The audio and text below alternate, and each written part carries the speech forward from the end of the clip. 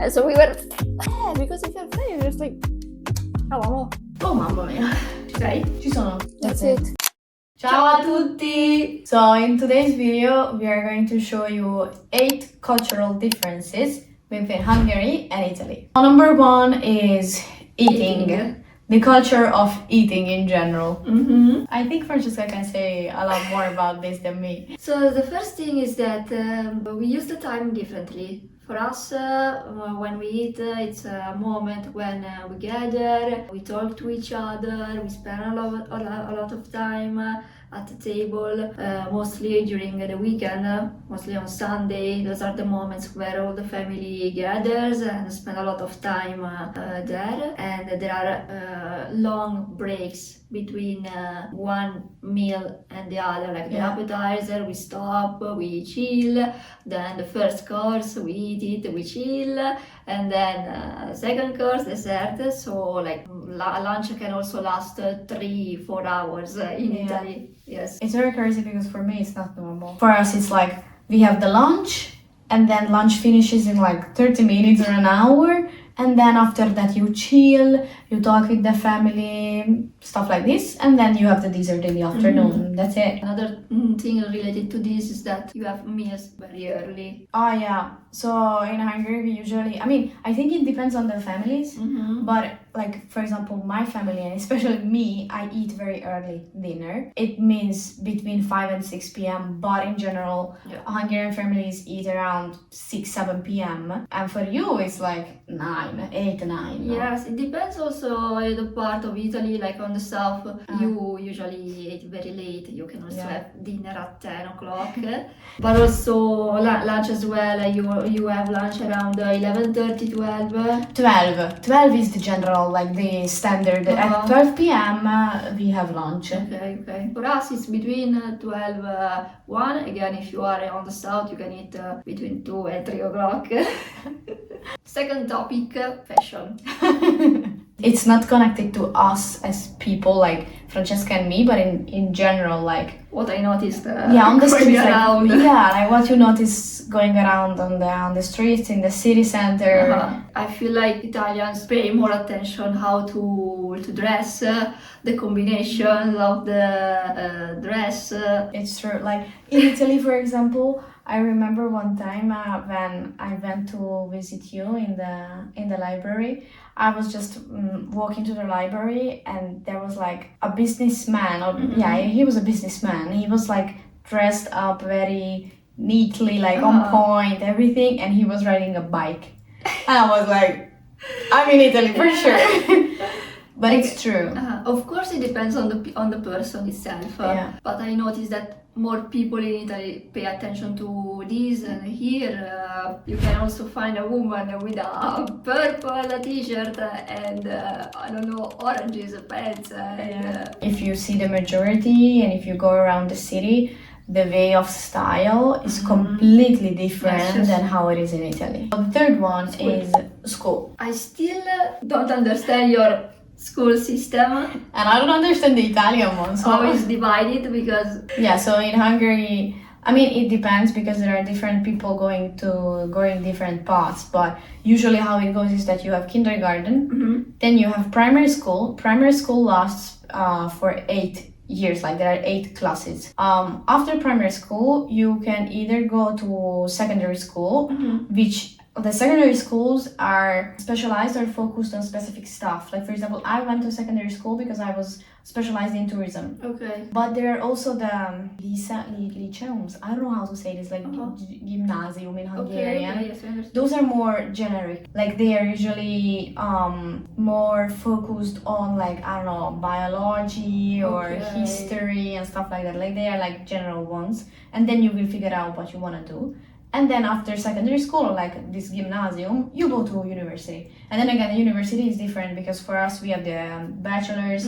And then, you also have the bachelor's, but it's different, the university system as well. So bachelor's and then master's. But then also there are other situations, like not just general bachelor, but a double degree where you do both bachelors and masters. Okay. It's different. Like it depends on the person and which path you choose, basically. So the primary lasts 8 years. Yeah, And it's the 8 years. liceo 5. It depends. Again, I went to a 5-year one, but usually it's 4. Like usually you start university around 18 or 19. Okay. But there are people who started at 20, so it really depends on the school you went to. In Italy, you have kindergarten, then you start with a primary school that lasts 5 years. Okay. So from the age of 6 Uh-huh. until like 11. 7, 8, 9. Yes, 11. Okay. Yes. Then you have the middle, the secondary school. But it's not a secondary school, it's a middle school, no? Yeah, we call it middle. Okay. It's literally medie in Italian. Okay. And it lasts 3 years. You don't specialize in anything. Yeah, you are just divided from, you go to another school. Then you have the liceo. That's the secondary school, like yes. Yeah, okay. And you can choose between liceo or professional it's the same, yeah, like us. That you can choose, yeah. Okay. The only difference is that you have the medium thing. Yes, there. It's divided. For university, you have 3 years of the. You choose a topic, you do 3 years, and then you do 2 years again. You specialize more on that. Oh my god! And then after that, you can choose a master. Fourth topic, coffee. Allora, first of all, I have to say that I don't drink coffee. So me neither. Not every Italian drinks coffee. What happens when you go take a coffee in Italy? There are 2 ways of taking the coffee. One is standing in front of who is making the coffee. So you just go there, you ask for a coffee, you drinking, standing, and you leave it that way. Other way is to take the coffee sitting. But if you are going to Italy, pay attention to this, because if you are asking the coffee while you are already sitting, most of the coffee shops are gonna charge you the service of bringing you the coffee. It's like the service dish in Hungarian. Yeah. So if you want, you can take the coffee and bring it to your table. In that case, you're not gonna pay. Yeah, it's interesting. We don't have this here. I mean, you don't go to a bar and stand there and drink the coffee. No, you go, you sit down, even if it's just an espresso, you go and sit down, or you take the takeaway one, even if it's just an espresso. So we don't have this. It's very weird. Like the first time when I was there, I didn't know what to do. Or like it was weird because you just go there, you ask for a cornetto and the coffee. And they just give it to you in a way that they just put it there on the big shelves or the big things. And then I was like, do I have to eat it here, or do I have to bring it to the table? What should I do? But is there like a coffees here where there is this place? No. Is there what? Like I didn't visit a lot of coffee shops here in Hungary, but I never noticed this part when you could actually drink it there, the coffee. They are not built in this way. No. There is no way that you are going to stand there and drink the coffee there. No, you take it away from there. Fifth one is holidays. So first of all, there is no Children's Day in Italy. No. It's the last Sunday in May of May in Hungary. We discovered it 2 days ago. Yeah, no, a few days ago. So in Italy, they do not really celebrate name days. In Hungary, we do. Again, depends on the families and the cultures and everything. But usually, like my family, we usually celebrate name days. We get together, we eat, have lunch together, whatever, and then we're just together. Like it's not a big day like birthdays, but we celebrate it. In Italy, these names day are more felt in the south. Yeah.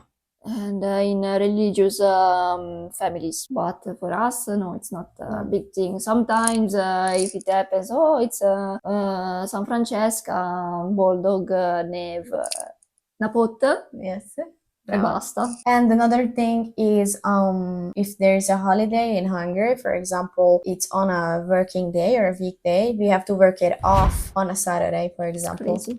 And in Italy, there is nothing like this. No. And they even do the bridges. If there's a holiday on a Wednesday, for example, or a Thursday, then the next day is off as well. Yes. In Hungary as well, there are some, but not many. Depends. 6. Greetings.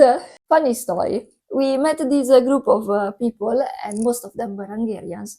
And I went there to say hi to them in an Italian way, and this girl went come to say hi to me in an Hungarian way. So we were, what are we doing? Because if we don't know a person, we squeeze the hand, or we also, like, if there is a, okay, we meet one time, so we can give a kiss in the cheeks. But just one? Allora, due, that if you don't really know each other. One, if you're friend.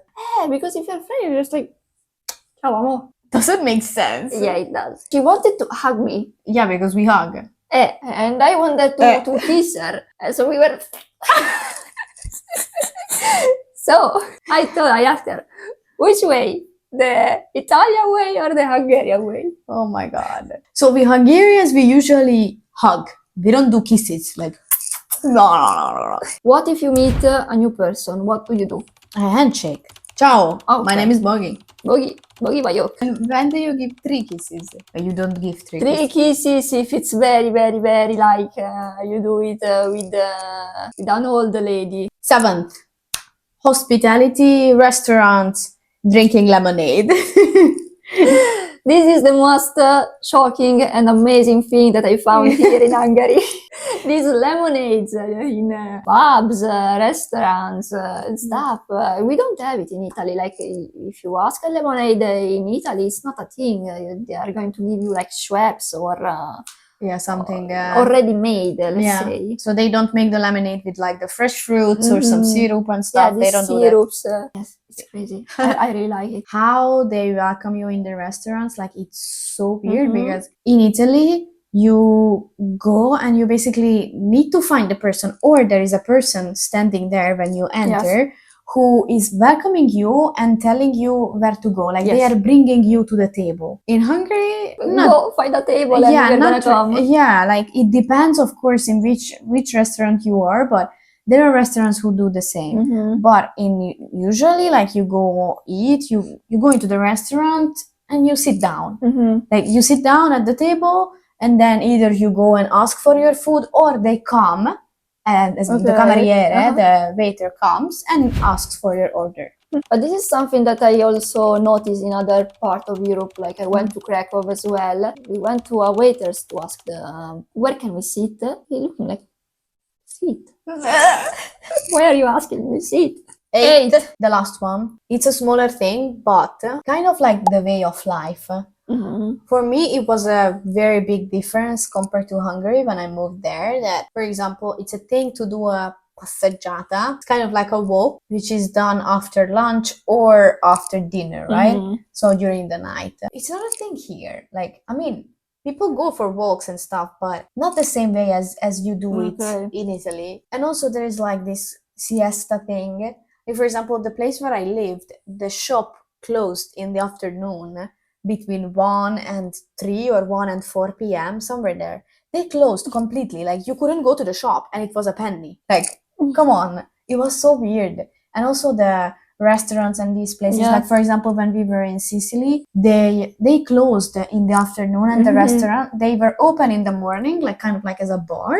In the afternoon, they closed completely, and then they started again around 6 or 5 p.m. for the aperitivo and also for dinner later on. So in Hungary, it's not a thing. Like, you are either open from the morning until the night, or you're opening, I don't know, in the afternoon later, or at 11 a.m. Like, there is no break in the middle. So that was it. Thank you for watching. We really hope that you liked the video. If you liked it, then push the subscribe button. Follow us on our social media, TikTok and Instagram. And let us know in the comments if you know any other differences between Hungarian and Italian culture.